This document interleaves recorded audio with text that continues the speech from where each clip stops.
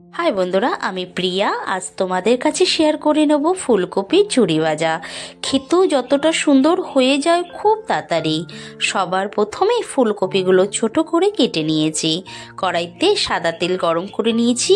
এখানে আমি সাদা তেলে করছি, তোমরা যদি মনে করো সর্ষের তেলেও করতে পারো, তাতেও খেতে ভালো লাগবে। ফুলকপিটা প্রথমে একটু হালকা লাল করে ভেজে নেব। হালকা লাল ভাজা হয়ে গেলে দিয়ে দেবো নুন আর হলুদ। আগেই যদি আমি নুন হলুদটা দিয়ে দিতাম তাহলে ফুলকপিটা বেশি নরম হয়ে যেত আর একদম ভাজার সময় ভেঙে যেত। তার জন্য একটু যখন লাল কালার এসে যাবে ফুলকপি ভেতরে, তখন নুন হলুদটা দিয়ে লাল করে ভেজে তুলে নেব।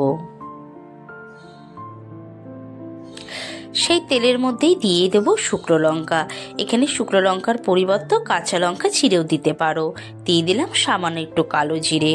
শুকনো লঙ্কাগুলো যখন হালকা একটা লাল কালার এসে যাবে দিয়ে দেবো পেঁয়াজ। পেঁয়াজ এখানে প্রায় আমি 3টে পেঁয়াজ দিয়েছি, একদম কুচিয়ে নিয়েছি।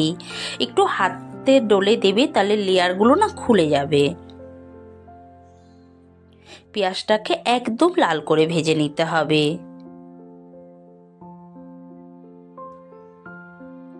বারবার নাড়াচাড়া দিয়ে লাল করে একদম ভেজে নেব। যখন পেঁয়াজটা একদম লাল কালার হয়ে যাবে দিয়ে দেব পোস্ত বাটা। আমি পোস্তর মধ্যে না 4-5টা রসুন দিয়েও বেটে নিয়েছি। পোস্তটা দিয়ে প্রায় আমি 4 থেকে 5 মিনিট খুব ভালো করে কষাবো।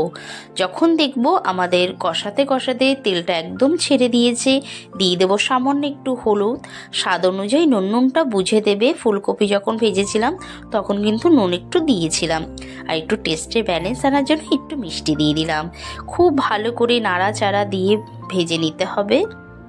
যখন সম্পূর্ণ আমাদের পোস্ত আর পেঁয়াজ থেকে তেলটা ছেড়ে যাবে দিয়ে দেবো ভেজে রাখা ফুলকপিটাকে। ফুলকপিটা দিয়েও প্রায় 3 থেকে 4 মিনিট বারবার নাড়াচাড়া দিয়ে ভেজে নেব।